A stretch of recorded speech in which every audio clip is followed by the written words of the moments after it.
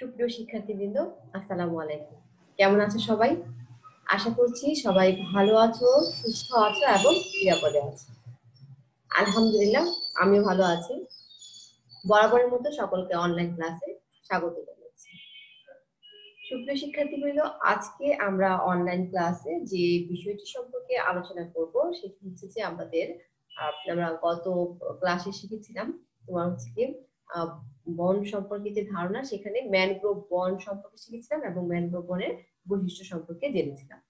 তো আজকে আমরা বনের প্রকার মধ্যে আরেকটি বন সম্পর্কে জানবো, যেটা তোমাদের পরীক্ষাতে আসে, যে সামাজিক বনায়ন বলতে কি বুঝো এবং সামাজিক বনায়নের প্রয়োজনীয়তা বা গুরুত্বটা কি সেটা বর্ণনা। তো সুপ্রিয় শিক্ষার্থীবৃন্দ, আজকে আমরা হচ্ছে সামাজিক বন সম্পর্কে শিখবো। তো তার আগে অবশ্যই বলে নিচ্ছি সুপ্রিয় শিক্ষার্থীবৃন্দ, যে ভিডিও যদি ভালো লাগে অবশ্যই তোমরা তোমাদের ফ্রেন্ডদের সাথে শেয়ার করবে এবং তোমরা ভিডিওটি আমাদের চ্যানেলটিকে সাবস্ক্রাইব করে রাখবে, ভবিষ্যতে যে কোনো ভিডিও যদি আমরা দিতে যেন সাথে সাথে তোমাদের কাছে আগে পৌঁছে যায়। তো চলো শুরু করছি আজকে আমরা আমাদের নির্ধারিত আলোচনা বন সম্পর্কে।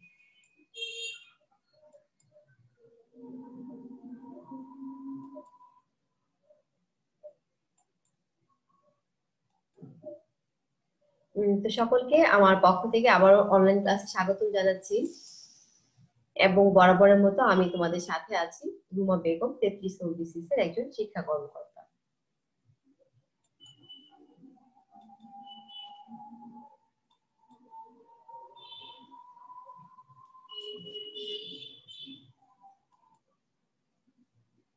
তো সামাজিক বন সম্পর্কে আমরা আজকে একটু জানবো।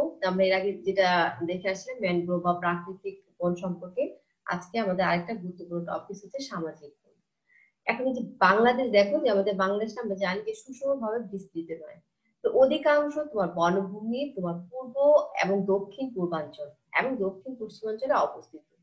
তো যার কারণে কি হচ্ছে, এই দেশে বৃহত্তর জনগোষ্ঠী যে বনজ যে সম্পদের যে ভোগের যে একটা সুবিধা, সেখান থেকে কিন্তু বঞ্চিত হয়েছে।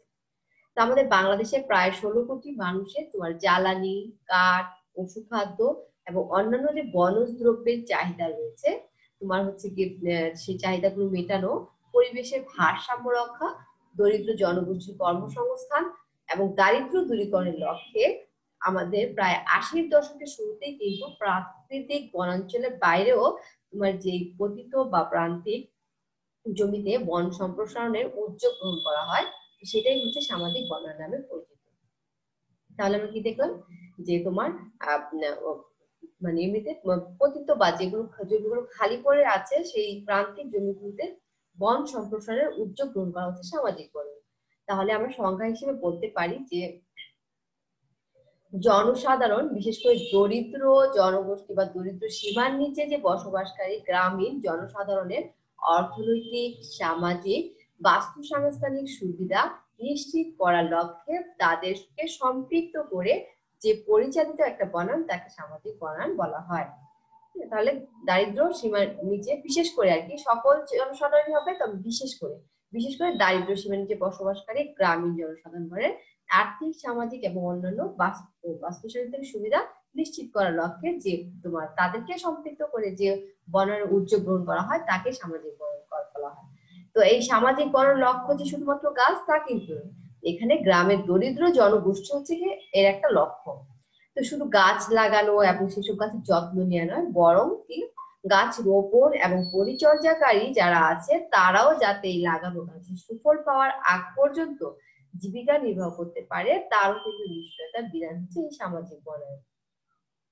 জাতিসংঘের তোমার হচ্ছে ফুড এগ্রিকালচার অর্গানাইজেশন অর্থাৎ খাদ্য কৃষি সংস্থার মধ্যে হচ্ছে সামাজিক বনায়ন হলো বনায়ন কার্যক্রমে জনগণকে সরাসরি সম্পৃক্ত করে। তাহলে আমরা দেখলাম যে কি, যে সামাজিক বনায়ন হলো বনায়ন কার্যক্রমে জনগণকে সরাসরি সম্পৃক্ত করতে হচ্ছে কি তোমার হচ্ছে গিয়ে সামাজিক বনায়ন। তাহলে আমরা বলতে পারি যে সমাজ বিজ্ঞানীরা এই বিষয়টিকে যেভাবে বলেছে, যে সামাজিক বনায়ন হলো গ্রামীণ জনগণের প্রয়োজনে বনায়ন পরিকল্পনা গ্রহণ, বাস্তবায়ন, রক্ষণাবেক্ষণ এবং আহরণ পর্যন্ত সকল কাজে তাদের সম্পৃক্তকরণ এবং তাদের ন্যায্য অধিকার নিশ্চিতকরণ। তাহলে আমরা সামাজিক বনায়ন সম্পর্কে আশা করছি সবাই মোটামুটি ধারণা পেয়ে গেছি। তো এখন দেখি যে আমাদের সামাজিক বনায়নের কিছু বৈশিষ্ট্য রয়েছে, সেই বৈশিষ্ট্যগুলো আমরা একটু জেনে নিই। তো সাধারণত কি যে এই সামাজিক বনায়নটা তোমার হচ্ছে একক বা যৌথভাবে এই বন বাগান প্রতিষ্ঠা করা যেতে পারে, এবং সাধারণত তোমার হচ্ছে সড়ক, বাঁধ, বিভিন্ন প্রতিষ্ঠান, বসত বাড়ি, পতিত বা খালি জমি এবং ফসলের মাঠের যে আইলগুলো আছে সেখানে এই সামাজিক বনায়ন করা হয়। তো এখানে তোমাদের কি এই যে সামাজিক বনায়নের একটা ছবি দিবে এবং প্রাকৃতিক বনায়নের একটা ছবি দিবে, দুইটা ছবি দিয়ে তোমাদেরকে বলা হবে কোনটি কোন ধরনের বন আলোচনা করো। তাহলে আমরা যাতে বুঝতে পারি যে সড়ক বা বাঁধে বা বিভিন্ন প্রতিষ্ঠানে যদি গাছপালার ছবি দেওয়া থাকে তাহলে আমরা বুঝবো সেটা কি সামাজিক বনায়ন। সমাজের জনগণের স্বতঃস্ফূর্ত অংশগ্রহণের মাধ্যমে কৃত্রিমভাবে এই বনটাকে সৃষ্টি করা হয়ে থাকে। এবং সামাজিক বনায়নের লক্ষ্যে তোমার কি যে তোমার প্রজাতি, গাছ নির্বাচন এবং স্থান নির্বাচন, এটা কিন্তু খুবই গুরুত্বপূর্ণ একটা বিষয়। সামাজিক বনায়নের ক্ষেত্রে আমরা সাধারণত বনজ এবং ফলজ গাছ লাগানো যেতে পারে, এবং এর উপর নির্ভর করে তোমার হচ্ছে মাটি এবং যে জমি সেই অবস্থানে নির্ভর করে রেইন ট্রি, মেহগনি, শিশু, শাল, সেগুন, বাবলা, করই, আকাশমণি, অর্জুন, কৃষ্ণচূড়া, আম, জাম, কাঁঠাল, বিজু, লেবু, শিমুল, নিম, খেজুর, তাল, নারিকেল, সুপারি, বাঁশ ইত্যাদি বৃক্ষ লাগানো যায়। এগুলো তো আসলে আমরা আশেপাশে সবসময় দেখি, এই জন্য বিষয়গুলো কিন্তু তোমাদের কাছে খুবই কিন্তু সহজ একটা বিষয়। তো একটু হচ্ছে কি আমরা দেখে নিব, তাহলে কিন্তু পারবো। এরপরে দেখো যে কৃষি কাজের অনুপযোগী যে জমিগুলো আছে বা খালি বা পতিত জমি যেগুলো রয়েছে, সেখানে আমাদের সামাজিক বনায়নের আওতায় নিয়ে আসা কি প্রক্রিয়াটা কি সরকার গ্রহণ করেছে। তো সামাজিক বনায়ন যেহেতু সমাজের অন্তর্গত একটা বন ব্যবস্থা, তাই মানুষ, গরু, ছাগল ইত্যাদির হাত থেকে এগুলো রক্ষা করার জন্য কি করতে হবে, আমাদের চেষ্টা করতে হবে। এবং সামাজিক বন হচ্ছে সমাজের মানুষের আসবাবপত্র, তারপর হচ্ছে গৃহ নির্মাণের কাঠ, জ্বালানি, খাদ্য এবং পশু খাদ্য এগুলোর একটা অন্যতম উৎস হিসেবে চিহ্নিত হয়ে থাকে। এছাড়া আমাদের মোট প্রয়োজনীয় যে কাঠ সম্পদ আছে, অর্থাৎ ঘর বাড়ি নির্মাণ এবং যে আসবাবপত্র তৈরি হয়, এইগুলোর তোমার 80% পাওয়া যায় সামাজিক বনতে। তাহলে আমাদের ঘরে যে সকল আসবাবপত্র আমরা বানাই, খাট থেকে শুরু করে ম্যাক্সিমাম কাঠের তৈরি যে আসবাবপত্র গুলো আছে, সেগুলো সবই আমরা এই সামাজিক বন থেকে কিন্তু পেয়ে থাকি। সারা দেশব্যাপী হচ্ছে কি যে তোমার সারা দেশব্যাপী গাছের বৈচিত্র্যের সাথে তুলনা করলে দেখা যাবে কি সামাজিক বনের পরিমাণ অন্যান্য বনের চেয়ে কিন্তু বেশি। সারা দেশে সামাজিক বন দ্বারা যে তোমার সৃষ্ট বৃক্ষ আচ্ছাদন রয়েছে, তা প্রায় এখন বর্তমানে 7.74 লক্ষ যেহেতু হেক্টর। তো এই হচ্ছে আমাদের কি সামাজিক বনের বৈশিষ্ট্য। এরপর একটা কোশ্চেন আছে যে সামাজিক বনের প্রয়োজনীয়তা বা গুরুত্ব সম্পর্কে। তো সামাজিক বনের প্রয়োজনীয়তা ও গুরুত্ব সম্পর্কে আমরা যদি একটু আলোচনা করি, তো সেই ক্ষেত্রে আমরা কি দেখবো, একটু দেখি যে বনজ সম্পদের ঘাটতি তোমার হচ্ছে গিয়ে, তারপর হচ্ছে পরিবেশের যে ভারসাম্য উন্নয়ন এবং গ্রামীণ যে দরিদ্র জনগোষ্ঠী আছে তাদের দারিদ্র নিরসন এবং কর্মসংস্থান, এই কয়টা বিষয়ের ক্ষেত্রে সামাজিক বনের প্রয়োজনীয়তা কিন্তু অপরিসীম। তাহলে পরিবেশের ভারসাম্য উন্নয়ন, তারপর বনজ সম্পদের ঘাটতিটা মোকাবেলা করা এবং দারিদ্র নিরসন করা এবং কর্মসংস্থান যোগানো, এই কয়টা বিষয় হচ্ছে খুবই গুরুত্বপূর্ণ সামাজিক বনায়ন, যেটা গুরুত্বপূর্ণ ভূমিকা পালন করেছে। তো প্রথমে দেখো যে কর্মসংস্থান এবং দারিদ্র নিরসন কিভাবে করছে, যে তোমার সামাজিক বনায়নের মাধ্যমে যে তোমার দারিদ্র নিরসন হচ্ছে, কারণ সেখানে বিপুল সংখ্যক মানুষের কর্মসংস্থানের সুযোগ হচ্ছে। বর্তমানে প্রায় 5 লক্ষ গ্রামীণ দরিদ্র জনগোষ্ঠী এর সাথে কি সরাসরি সম্পৃক্ত হয়ে গেছে। তাহলে যে 5 লক্ষ মানুষের কি হয়েছে, নানা ধরনের নার্সারি সৃষ্টি হয়েছে এবং বিভিন্ন ধরনের কর্মসংস্থানের সুযোগ সৃষ্টি হয়েছে। তো এছাড়া কি যে বিভিন্ন ধরনের যেমন তোমার যে ঝুমিয়া পরিবার, অর্থাৎ ঝুমিয়া পরিবার যে ঝুম চাষ, সেই পরিবারকেও কিন্তু কৃষি বনায়ন প্রযুক্তির মাধ্যমে আবার কি করা হয়েছে, পুনর্বাসিত করা হচ্ছে। তাহলে এক্ষেত্রে আমরা দেখলাম যে কি খুবই গুরুত্বপূর্ণ।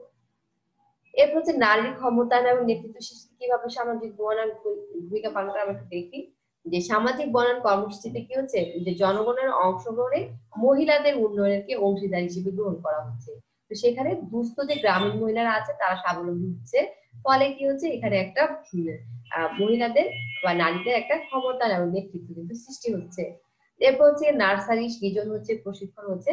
তো আমরা জানি যে এই সামাজিক বনায়নের কর্মসূচির আওতায় সারা দেশব্যাপী এখন নার্সারি সৃজন, বাগান উত্তোলন, রক্ষণাবেক্ষণের প্রশিক্ষণ কিন্তু দিয়ে যাচ্ছে কি বন বিভাগ। তো বন বিভাগের কিছু কিছু এলাকায় কিন্তু তোমার ব্যক্তিগত মালিকানার নার্সারি স্থাপন করে দিচ্ছে। ফলে আমাদের চারা লাগানো যখন মৌসুম হয় তখন সর্বত্র বাজারে চারা বিক্রয় হচ্ছে। এমনকি আমরা এখন বর্তমানে ভ্যান গাড়িতে করে কিন্তু পাড়া মহল্লা চারা বিক্রয় করতে দেখা যায়। তাহলে এই যে তোমার এই কর্মসূচির আওতায় বিভিন্ন সরকারি বেসরকারি প্রতিষ্ঠান বা এবং ব্যক্তি পর্যায়ে বিনামূল্যে বা নামমাত্র মূল্যে কিন্তু সব চারা বিক্রয় করা হচ্ছে। তাহলে আমরা দেখলাম যে নার্সারির ক্ষেত্রেও বনায়ন খুব গুরুত্বপূর্ণ ভূমিকা পালন করছে। এরপরে আসো মরুময়তা রোধ। তো মরুময়তা হচ্ছে সামাজিক, আমরা জানি যে গাছপালা না থাকলে দেশ একসময় কি মরুভূমিতে পরিণত হবে। তো এই জন্য কমিউনিটি ফরেস্ট্রি প্রকল্প বাস্তবায়নের লক্ষ্যে বরেন্দ্র অঞ্চলে সবুজের সমারোহ হচ্ছে এখন। তো এর ফলে কি হচ্ছে যে উত্তরবঙ্গে জলবায়ু এবং আবহাওয়ার অনুকূল পরিবেশ সৃষ্টি হচ্ছে, যা দেশের অর্থনীতিতে ব্যাপক প্রভাব ফেলছে। আমরা জানতাম যে একসময় কি হচ্ছে উত্তরবঙ্গে খরা থাকতো সবসময়, হ্যাঁ। তো এই জন্য আমরা যদি এখন গাছপালা গুলো যদি সবুজ সমারোহ করা হচ্ছে তাহলে বৃষ্টিপাত যদি ঠিক মতো হয় এবং কি হবে, তাহলে সেক্ষেত্রে অনেক সুবিধা পাবে। ফলে এই গাছপালা লাগানোর ফলে সেখানটা যে নিচে নেমে যাওয়া যে ভূগর্ভস্থ যে পানির তল ছিল সেটা কিন্তু আবার উপরে উঠে এসেছে। তাহলে এভাবে কিন্তু মরুময়তা থেকে আমাদের সামাজিক বন কিন্তু রক্ষা করতে পারছে। এরপরে বনজ সম্পদ সৃষ্টি। তো সাধারণত দেখো যে উপকূলীয় এলাকায় যে সকল ভূমিগুলো স্থায়ী রূপ পেয়েছে, তো সেখানে কিন্তু তোমার হচ্ছে গিয়ে যেটা নন ম্যানগ্রোভ অর্থাৎ সামাজিক বন সৃষ্টি করা হচ্ছে। এবং এ পর্যন্ত প্রায় 0.4 মিলিয়ন হেক্টর ভূমি এই সামাজিক বনের আওতায় কিন্তু আনা হয়েছে। 2007 সালের একটা ন্যাশনাল ফরেস্ট অ্যাসেসমেন্টে দেখা যায় যে তোমার গ্রামীণ লটের একটা স্টক উডলট যেটা কাঠ, সেটা হচ্ছে তোমার প্রায় 1921 সালে 4.5 ঘনমিটার ছিল। তো এখানে দেখা যাচ্ছে যে আমাদের এই সামাজিক বনায়ন দেশের তাহলে কি করছে যে বনজ সম্পদ সৃষ্টি করছে, তোমার কাঠ, জ্বালানি কাঠ, পশু খাদ্য, কুটির শিল্পের কাঁচামাল, ভেষজ দ্রব্য, এই সকল নিরসনে আমাদের গুরুত্বপূর্ণ ভূমিকা রাখছে। তাহলে আমরা বনজ সম্পদ পাচ্ছি সামাজিক বন থেকে। এরপর প্রান্তিক যে পতিত ভূমিগুলো আছে সেই ভূমিগুলো বনায়ন কিন্তু হচ্ছে এই সামাজিক বনায়নের মাধ্যমে। কারণ হচ্ছে সরকারি যে খালি বনভূমিগুলো বা প্রান্তিক বা পতিত যে বনভূমিগুলো রয়েছে সেখানে কি হচ্ছে যে জনগণের অংশীদারিত্বের ভিত্তিতে যে প্রান্তিক ভূমি আছে এবং সাথে যে সরকারি বনভূমিগুলো আছে সেগুলো তোমার যেমন সড়কের সাথে বা সংযোগ সড়ক, রেল লাইন, তারপর চরাঞ্চল এবং তোমার যে বিভিন্ন প্রতিষ্ঠানে যে পতিত বা খালি ভূমিগুলো রয়েছে সেখানে তোমার ভূমিহীন এবং দরিদ্র জনগোষ্ঠীর অর্থনৈতিক উন্নয়ন কিন্তু হচ্ছে সামাজিক বনায়নের মাধ্যমে। এবং সবশেষে দেখো পরিবেশের ভারসাম্য রক্ষা। তো এটা আমরা আগেই দেখলাম যে তোমার পরিবেশের যে বর্তমানে বনায়ন কর্মকাণ্ডের বায়ুমণ্ডলে যে কার্বন ডাই অক্সাইড আছে এবং যে অক্সিজেনটা আছে সেই অক্সিজেনের ভারসাম্য রেখে কিন্তু গ্রিনহাউস প্রতিক্রিয়া রোধ করা হচ্ছে। সামাজিক বনায়নের ফলে গ্রামীণ বনের কার্বন ডাই অক্সাইড ধারণ ক্ষমতা এখন বৃদ্ধি পাচ্ছে। কারণ হচ্ছে গাছপালা অতিরিক্ত পরিমাণে কার্বন ডাই অক্সাইড নিজে নিচ্ছে এবং নিয়ে কি করছে সেটা হচ্ছে তোমার সালোক সংশ্লেষ প্রক্রিয়া আমাদের খাদ্য তৈরি করে এবং হচ্ছে সেখান থেকে কি করে অক্সিজেনটা ত্যাগ করে। তো এখানে কিন্তু আমরা দেখলাম যে তোমার কি এটা আমাদের সামাজিক বনায়নটা হচ্ছে গিয়ে তোমার অত্যন্ত গুরুত্বপূর্ণ। এরপরে হচ্ছে দেখো যে কৃষি বন। তো এখান থেকে একটা কোশ্চেন আসে প্রায়, কৃষি বন বলতে কি বুঝো? হ্যাঁ, তো কৃষি বন বলতে আমরা কি বুঝি? কৃষি বনটা হচ্ছে যে দেখো মাঠ ফসল উৎপাদনের জন্য। তো কৃষি বনটা আমরা দেখো যে এখানে একটা কৃষি বনের ছবি দেখতে পাচ্ছি, এখানে একটা কোশ্চেন থাকে কৃষি বন বলতে কি বুঝো? তো মাঠ ফসল উৎপাদনের জমির আইলে, হ্যাঁ, বা এবং চারপাশে ফসলের যাতে কোনো ক্ষতি না হয় এমন সব প্রজাতির গাছ লাগিয়ে যে বনায়ন করা হয় তাকে বলা হয় কৃষি বন। তো এই বনের কি হয়, এই বন থেকে নানা ধরনের খাদ্য উৎপাদনটা নিশ্চিত হয়।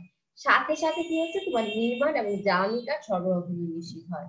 তো একই সাথে ফসল, বনজ, বৃক্ষ, মৎস্য, পশু পাখি এগুলো উৎপাদন করা হয় বলেই কিন্তু এই কৃষি বনের গ্রহণযোগ্যতা বাড়ে।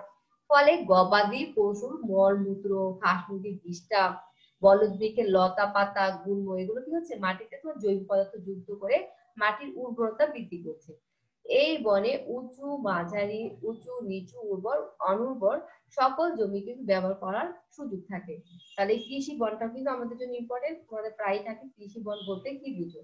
তাহলে আমরা কি বুঝতে পারলাম যে কৃষি বনটা কি?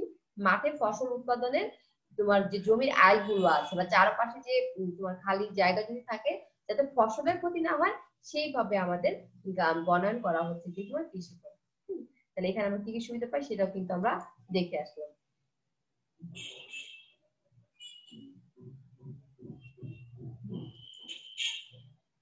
তো সুপ্রিয় শিক্ষার্থীবৃন্দ, আজকে আমরা শিখে নিলাম কি, আজকে আমরা তাহলে শিখে নিলাম সামাজিক বন কি, সামাজিক বনের বৈশিষ্ট্য কি, সামাজিক বনের প্রয়োজনীয়তা কি এবং কৃষি বন সম্পর্কে জেনে নিলাম। তো আমরা আজকে এখানেই শেষ করবো, পরবর্তী লেকচারে ইনশাআল্লাহ আমাদের আবার দেখা হবে। এবং ততদিন পর্যন্ত তোমরা ভালো থাকো এবং অবশ্যই ভিডিওগুলো তোমরা গল্পের মতো করে শুনবে, তাহলে দেখবে যে একেবারে খুব সহজ হয়ে গেছে।